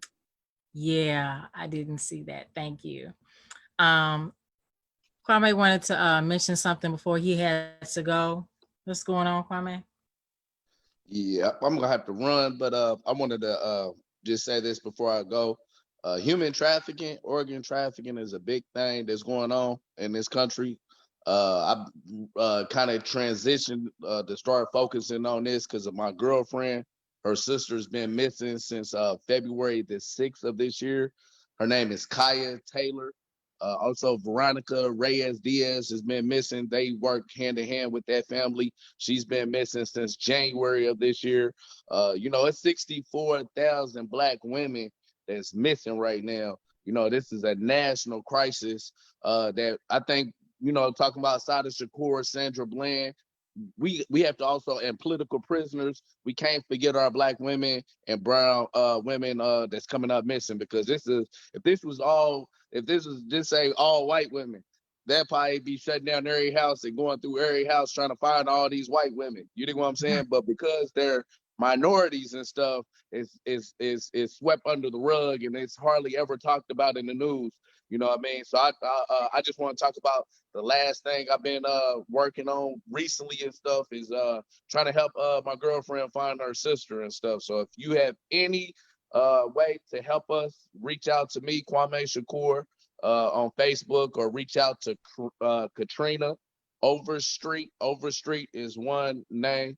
And whatever you can provide, we appreciate it. But we need to do something about you know, protecting our community, you know. And so these type of situations no longer occur no more. And that particular case you're talking about, that was Florida, right? That was in Florida? Yeah, this case is both of those cases, Kaya Taylor and Veronica Reyes Diaz, both happened down here in Florida. Her with Kaya Taylor, that happened in Plant City, Florida. Found her car on the tracks, train tracks, car running, lights on, phone right outside of her car. And this happens all the time down here in Florida. Tampa is the 7th largest city of human trafficking. Florida is the number 3. You know, my girlfriend knows all the statistics, but you can combine, like I think she said, Google, Nike, and all these corporations, and human trafficking still makes more money a year than all these corporations that I think it's like 5 or 6 of them combined. You know, just within the United States, I think it's like she was telling me it's like 32 billion-dollar industry just here in the United States. That's not even talking about the world, because it's really an international connected market of this capitalist system, you know, the illegitimate capitalism, you know, that they thrive on. But we also got to look at the organ trafficking, where a lot of these billionaires need hearts and lungs and stuff like this. And this is why I personally, in my personal opinion, why it's not talked about a lot. You know what I'm saying? Because the same people at the very top that run this system need these organs and stuff, you know? And it's hard to come across. I think just a few years ago, one of the billionaires that had like several heart transplants, but a lot of people have a hard time getting one heart transplant and finding one heart that can keep them alive and stuff. You know what I mean? So this is a big thing that is going on out here that's not being talked about a lot. But I think we need, as far as the Black and brown community, talk about this, because we need to get to where it was back in the 60s with those community patrols of our neighborhood, like the original Black Panther Party. We need those. We need the community to come together and start to protect ourselves and have our Save the People programs to build for ourselves as we work towards building up a revolutionary movement. So that's all I wanted to say before I left. And I appreciate y'all, all y'all having me on here. And Keely, that was the Prison Litigation Reform Act that you was talking about under Bill Clinton, that took away a lot of rights of prisoners and stuff, that pretty much locked us in here once of our appeals process was over with. You know what I mean?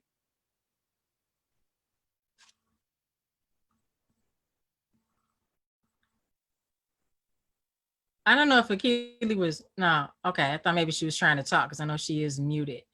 Thanks. I would like to say something if there's an opportunity still to say something. Yeah, quickly. Yes, and I apologize. I've been having a problem, internet problem and getting on problem. So I'm on my phone now.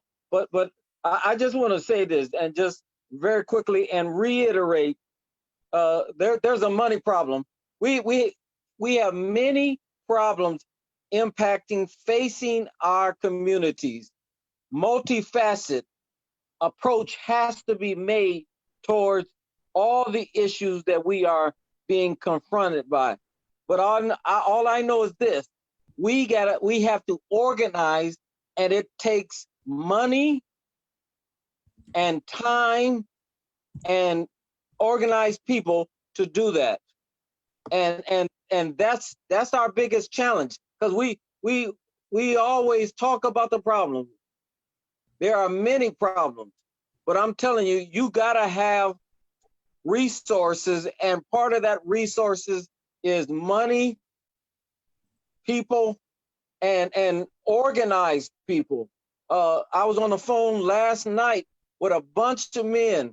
We've been on the phone for a few months now, just talking about where do we go from here, what can we do, and responding to the what's going on in media. But it to me, it still breaks down that we have to confront an organized entity, whether it's the systems that are in place right now in this country, but it's about organizing and bringing together our resources. I was listening to Democracy Now! and over they kept talking about these brothers, okay? These Koch brothers, okay? These Koch brothers are in every, I think 172 companies they own, 172 different facets of our life, from toilet tissue to all kinds of pharmaceuticals. The same thing, that there are many sources out there that are against the average person in this system that we live in. Now, we live in a capitalist society, okay? So, if somebody's talking about transforming that, it's going to take money and organized people to do it. So we can talk about a lot of stuff, and at this juncture, I understand people are talking, talking about the Black Lives Movement. I mean, I'm telling you, even in our own race, we got people who challenge that same Black Lives Matter. We got some prominent people. So we got a lot of education that's needed, but also we need a lot of money because we need people that don't go to jobs. You can't go to job and be the best organizer on these issues. I don't care if it's prison reform, trying to get people out of prison. It takes time and freedom to do that. When you look at the civil rights movement, those folks had time and they had money. They had Mama Luella making pies, frying chicken. So it takes an organized effort to make this happen, to go up against the forces that are, I'm telling you, we got more billionaires than we've ever had in the history of the world, more millionaires. Don't you know there's 128 millionaires, 128,000 millionaires in this city, in this country? So we got a lot of work. So we got to get serious about this. I pray that Black Lives Matter won't go the route of the 1%. But when you listen, let me finish. When you talk to the one of the founders of that group, she constantly gets back to we did not put the resources in place for continuation. I mean, these folks have been at this. When I think about Carnegie and the Rockefellers, when I think about they've been over 100 years at this stuff. So I just say I'm just trying to agitate us to say we gotta. My word for this pandemic is we gotta prepare to be prepared, because we ain't, and we haven't been. So we got to get prepared. Okay, that's it. That's it for me. Go ahead. Thanks, Emmett. All right, I'm about to run, but thanks for everybody having me on. I like what their brother just said too. We definitely need to organize, and we need money behind that organizing. It takes full-time commitment, not part-time revolutionaries and this type of stuff. So with that said, all power to the people, to everybody. Don't go yet, Kwame. Can you hear me? Yes. Can you hear me? Because I want to ask one question. I'm going to do a writing petition about the proposition, and I wanted to know if everybody would see if they can get everybody they can to sign on to send it to the congressmen and the senators to make them have to stand up and make a statement about where they stand on proposition and get out there. And the more people that will respond, even if we have to go to change.org and put out a petition for it, would you be willing to help with that? Yeah, that's fine. I missed the words that you said. You got jumbled up. Yeah. What was those words? Sign on to the petition. We're asking about the 3 strikes law and that proposition that Kwame gave me the name for. We need to have those people who have the voting decision with the states to know that there's people out here that are not agreeing with that, and that they can also have to be held responsible for taking up that fight. Absolutely. Oh yeah. Absolutely. Okay, I just want to know. All right. Love y'all. I gotta go. I want to share something too, also real quick before we roll off. I mean, Emmett, you're our comrade. We love you. And just on this Black August program, we're commemorating Black August. We know we need resources to do what we do, but we've been doing it. For an example, with this movement, we could have did a lot better with more resources. We've been putting in some work and doing some things, but we just want to make sure that that's not our emphasis, is on having money, Rockefeller money, whatever type of money, because even, absolutely. And I hate to quote an ignorant rapper, but there's money in the ghetto too short, and I know we got Jared Barr, who just talked about he just got a new book out about this conception about all the money we do have, but we do have some resources and money, but we got to get that mind straight. It's about our culture and our mindset. And so, I mean, if we're a people who would allow our people to be locked up like this. Not just our people, our political prisoners, our people who fought for our freedom, but to have, you know, the limited amount of freedom we have now, who died for that, whose families were destroyed for that, who are still locked up for that, and not righteously fight for them to get out. Because if we fought for them to get out, they'd be letting a lot more of them out right now. And it's coming, but that's why we gotta keep pushing that. That's the spirit of Black August. Chairman Fred Jr., we've been back and forth. He was trying to get in, but he's having some issues at the Hampton House with their Wi-Fi. And so, but I know we're about to close, and I was going to have him just wrap it up on some political prisoners that still need our attention. And I mentioned Brother Rochelle McGee. I mentioned our brother from the Omaha 3, and I need to be popped in the head, but Jaleel Montekin, who's, again, suffering from COVID right now, and also struggling with Tish James, a Black state's attorney out of New York area that won't say, okay, just let the brother out right now. He's been in jail going on 50 years himself. So these sorts of things that we need to put more emphasis and still understand, don't just wait till August. And I know we don't, but just spread it with other people to deal with our political prisoners. Kwame, check out Candace Cruz. I think I mentioned it to you before. She's out of Orlando. They deal with the issue with these young girls who are being kidnapped and sexually assaulted and sexually abused and things like that. And they came along with our Rage Against the Ratchet, Clear the Airways Project movement, because in talking to those young sisters, one of the things we discovered that many of them had in common was this music that was influencing them to make themselves even more vulnerable to these sorts of attacks and atrocities. And so, you know, we struggle with that. I know Jonathan, I don't know if he's still on, I think he's still on with us. He shared something about us standing with Megan, who was shot in both feet by this knucklehead, ignorant, ratchet rapper. And we do stand with her, you know, and support her when this brother shooting her in both of her feet. But at the same time, I shouldn't say but, at the same time, we stand with that one individual who's giving us music like Savage and Hot Girl Summer.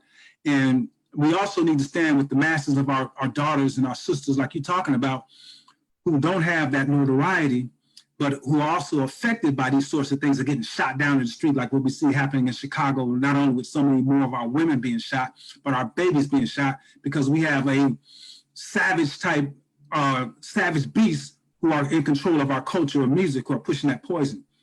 And I know this is not about that, but it's all connected like we've been talking, because a lot of this music do things to help push us in this prison industrial complex. Jonathan mentioned the jobs. Us not having jobs, lack of training, push us to do things to get in that prison industrial complex. But we with the Clear the Airways Project, we have put a petition and filed a formal complaint with the FCC. The FCC is now investigating Power 92.3 and WGCI. 92.3 did respond on 2 days ago. So we're in the process of crafting our response back to them. We didn't hear nothing from GCI, iHeart, and both of them had 10 days from the Federal Communications Commission to respond to us. So we'll keep the people informed on what's going on with this, because this stuff is, if not now, when? We're in the climate right now, and I'll say this because I've been hearing Chairman Fred talk about this a lot. And Lorel, we and you talked about it yesterday. We are in a time right now, man. This is a time where we can make some changes. And the people understand that. The people are ready. All people are fired up. You know, we mentioned, I don't know who said about us, you know, demonstrating for this all over the globe, all over the world. But we have to put our political prisoners as a priority.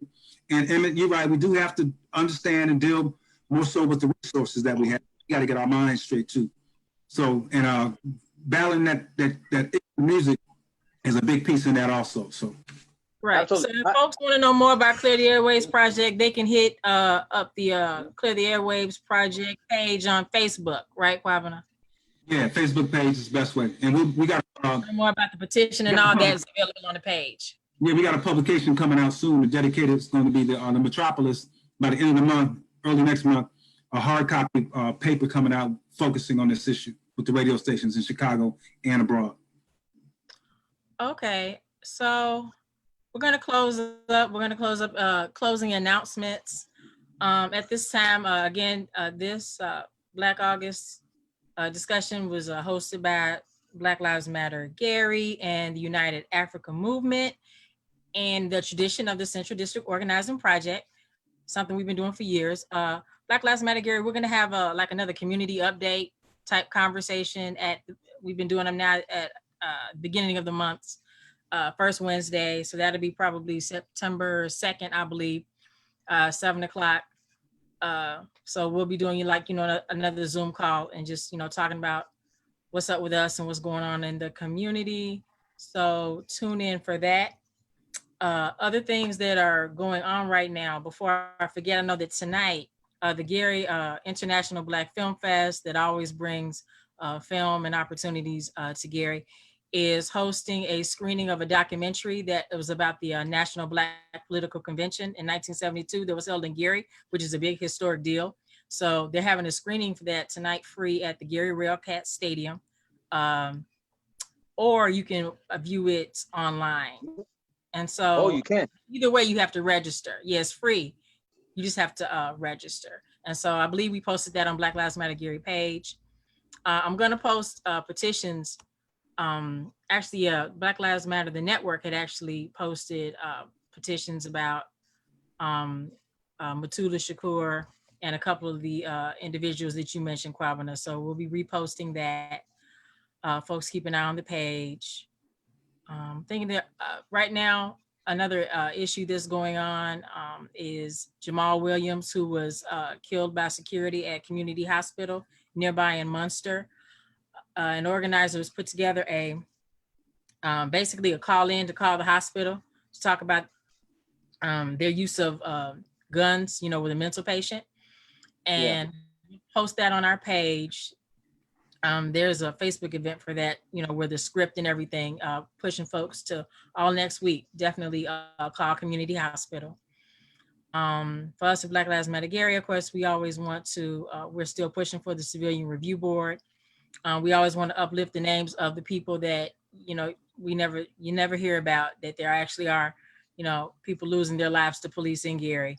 Kamante Cobbs, Thomas Watkins, many more. And it's like it's the year. I think we're like at the year anniversary of when Rashad Cunningham was shot too. So that was like right. Rashad Cunningham. This was just this past week. It's been a year since Rashad Cunningham was killed by Gary police, and actually the prosecutor hasn't even released his decision about the case. Whether or not the officer was justified. And he was on a conversation on Lakeshore PBS, actually with Kwabena as a guest, talking about, this was over a month ago, how they're going to be releasing this information soon and they still haven't. So the system is very negligent, which anyone could tell, I guess, from any of the conversations going on in this call. And so we just want folks to, stick together, stay in touch, and keep pushing on a lot of fronts. Kim, I got one other quick one, because I've just shared too that we're starting on time. We started on time, we're ending on time. Wow, look at us. I said free them all. I just shared that. That's amazing for us. But real quick, with the Clear the Airways project, we got comrades, Brother Bernard Creamer is coming out with this book, should be out soon, called Who Stole the Soul of our music, Who Stole the Soul. So look out for that. And also, every year, Black August, we would always push for Malcolm X Street. So at the end of last year, we pretty much thought we had it, along with Richard Hatcher Street. And this city is pussyfooting around. You can say it in that word. Right, because the previous mayor issued an executive order to rename those streets. And then this administration has not done it. So we'll have to get back. And I know we got to talk, because I think one of the preachers that's a friend of yours is, I don't know, maybe opposition, I don't know, but we got to talk about this, man. We got to get this. This is ridiculous. Gotta be on the Zoom for the next city council meeting. That's the only chance we get to talk to these folks. Okay. So that would probably be this coming Tuesday. And okay. There are different things going on right now. The city council is renegotiating the community benefits agreement that activists had fought for and finally got in place in December. They're totally renegotiating that now, and probably gonna, pull all the teeth from it is what they're working on. So we got to stay vocal about things. But so let's roll out. All right. Thank you. Thank you. Great job, Kim. Appreciate everybody. Absolutely. Appreciate everybody, y'all take care. Free them all. Free them all. Viva Black August.